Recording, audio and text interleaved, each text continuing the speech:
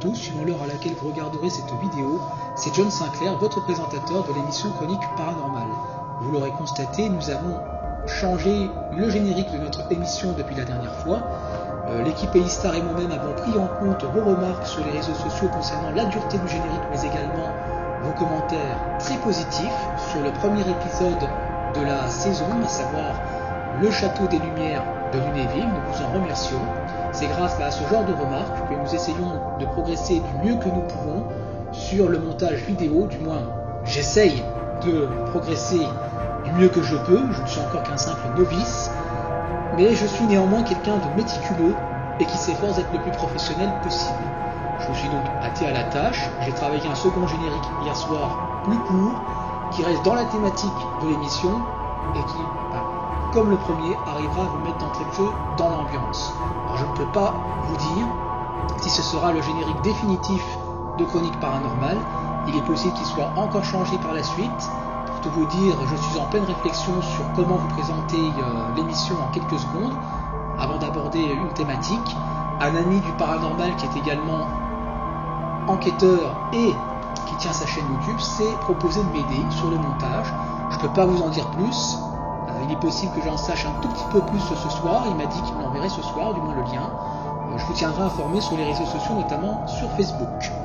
Voilà, sur ce, je n'en ai dit assez concernant la petite parenthèse.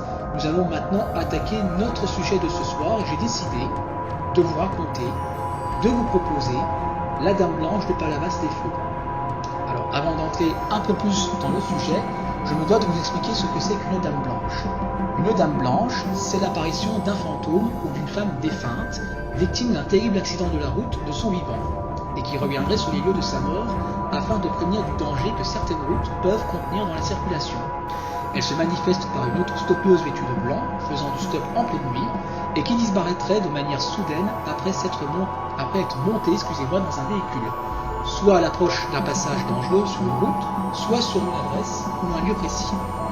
Il est vrai que bien souvent ces esprits sont en règle générale des entités féminines, mais c'est déjà arrivé que cela soit des hommes ou des personnes âgées qui se manifestent pour prévenir d'un danger. C'est donc à Palavas-les-Flots qu'une de ces nombreuses légendes urbaines a pris naissance. Cependant, il existe 3 profils de Dame Blanche possibles. Le premier, certainement le plus répandu et connu, est celui de l'avertisseuse. Elle se montre loquace, voire complètement muette, et après un parcours assez court, peut pousser des cris d'avertissement à l'approche d'un passage ou d'un virage dangereux, du moins considéré comme dangereux, et ensuite totalement disparaître du véhicule sans laisser de traces de sa présence et sans que les portes ne soient ouvertes. Le deuxième est celui de la revenante.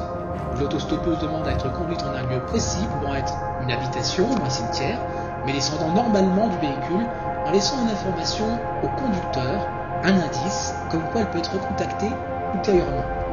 Ce qui oblige ce dernier à revenir sur les lieux pour finalement découvrir que la personne est décédée d'un accident de la route. Cela peut être aussi un accessoire que la Dame Blanche aurait abandonné ou emprunté et que le propriétaire du véhicule voulait simplement lui rendre.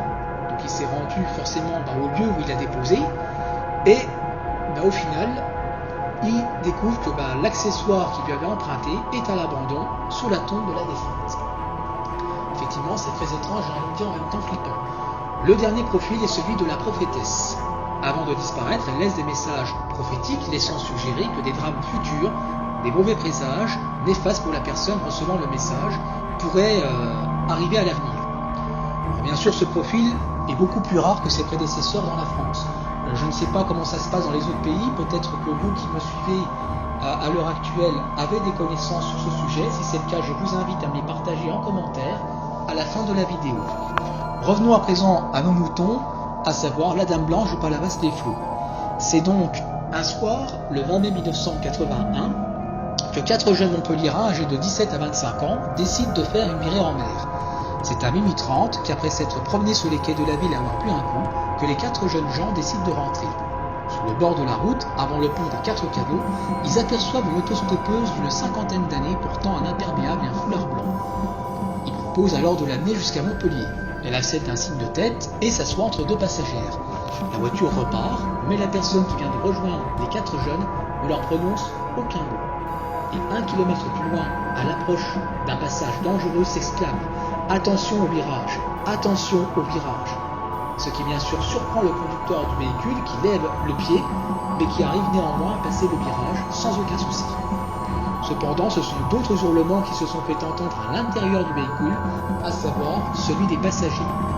En effet, ces derniers ont constaté, avec stupéfaction et en même temps avec crainte, la disparition de la Gaëtane. Ils n'ont aucune explication rationnelle sur ce phénomène, sachant que la voiture roulait à 90 km/h et que les portes de cette dernière étaient fermées. Les 4 amis ont donc décidé d'en parler à la police, qui au début a ri aux éclats en entendant leur histoire. Ils pensaient qu'il s'agissait d'une plaisanterie.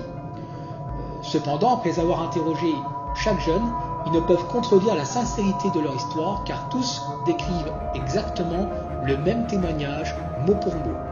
De plus, après s'être renseignés, ils se sont rendus compte que aucun des 4 jeunes qui a été interrogé ne s'intéresse vraiment au spiritisme ou aux autres sujets liés au paranormal. Suite à cela, cette affaire a été classée et les policiers ont demandé aux jeunes de ne plus jamais en parler. Pour conclure la thématique de ce soir sur la Dame Blanche ou Palavas-les-Flots, c'est une question débat que je vous propose. Est-ce véritablement le fruit d'une manifestation paranormale dont le but est de protéger les personnes traversant la route de Palavas-les-Flots réputée comme dangereuse, ou n'est-ce tout simplement pas une hallucination collective? C'était votre présentateur de l'émission Chronique Paranormale, John Sinclair. À très bientôt.